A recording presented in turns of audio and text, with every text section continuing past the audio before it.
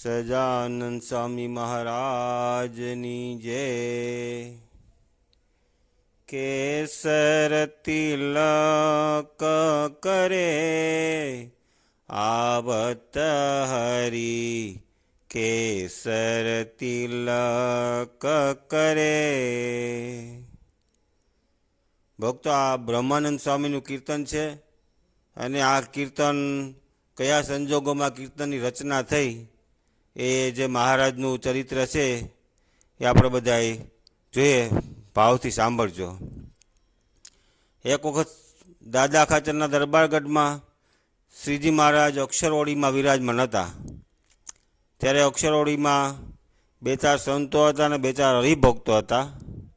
એ દરમિયાનમાં આપણે સોરઠથી પીપલાણાથી નારણજી વિપ્રો કરીને ભગત દર્શન માટે ગયા મહારાજના, અને અક્ષરઓળીમાં જઈ અને મહારાજને એના હાથમાં જે પૈસાની પોટલી હતી 200 રૂપિયાની પોટલી મહારાજને આપી અને મહારાજને કીધું કે મહારાજ આ સ્વીકાર કરો, મારા તરફથી સંતોની રસોઈ અને થાળ માટે છે। એટલે મહારાજ કે ભગત અત્યારે ગોપીનાથજી મહારાજનું મંદિરનું બાંધકામ ચાલુ છે અને કડિયાના પગાર ચડી ગયા છે, તો અમે તમારા પૈસા છે એ કડિયાના પગાર ચૂકવવા માટે વાપરશું। ત્યારે નારણજી વિપ્ર ભગત કે ના મહારાજ, મારા પૈસા તો થાળ માટે જ વાપરવાના, હું થાળ માટે આપું છું। એટલે મહારાજ નારાજ થઈ ગયા। મહારાજે પૈસા પાછા આપી દીધા કે તો લ્યો તમારા પૈસા પાછા। એટલે ભગત પૈસા પાછા લઈ ગયા, લઈ લીધા ને ત્યાંથી નીકળી ગયા। ભગત ત્યાંથી નીકળી ગયા ને ચાલતા ચાલતા જ્યાં ઘેલાના કાંઠે પહોંચ્યા ત્યાં ઘેલામાંથી સ્નાન કરીને મુક્તાનંદ સ્વામી સામા મહિલા। મુક્તાનંદ સ્વામી જોયું તો નારણજી ભગત સામા, તો નારણજી ભગતને કહે, અરે ભગત તમે તો હજી હમણાં જ આવ્યા ને આટલી વારમાં કેમ પાછા નીકળી ગયા? એટલે નારણજી વિપ્રએ જે કંઈ હકીકત બની હતી એ મુક્તાનંદ સ્વામીને કીધું। એટલે મુક્તાનંદ સ્વામી કહે, ભગત તમારે મહારાજને પૈસા આપવાના હતા તો શું કામ મહારાજને રાજી કરવા માટે આપવાના હતા ને?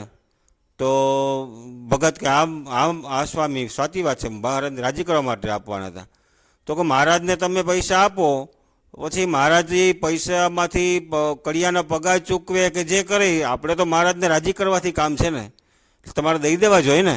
એટલે ભગતને લાઈટથી અહો હોય કે સ્વામી તમારી વાત તો સાચી, કે મારી બહુ મોટી ભૂલ થઈ ગઈ, તો કે હાલો પાછા કે।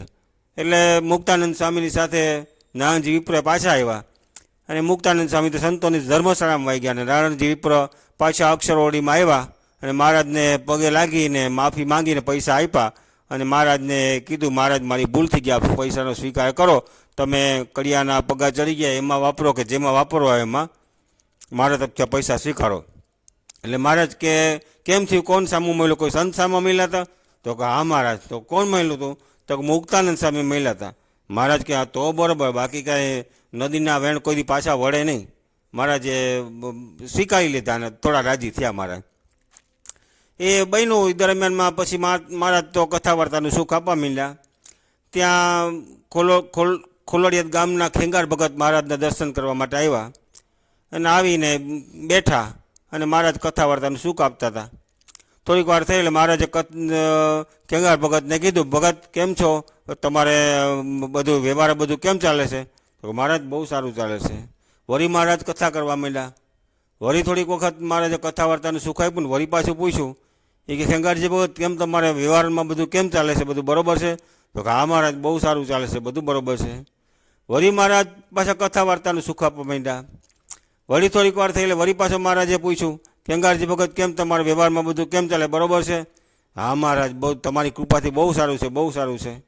આટલી વાત બની ત્યાં પછી મહારાજને બાથરૂમ લઈ ગઈ એટલે મહારાજ તો મૂળજી બ્રહ્મચારીને લઈને નીકળી ગયા કે બાથરૂમ જઈ આવીએ, પેશાબ પાણી, એટલે નીકળી ગયા। એવામાં બાજુમાં સુખાનંદ સ્વામી બેઠા હતા।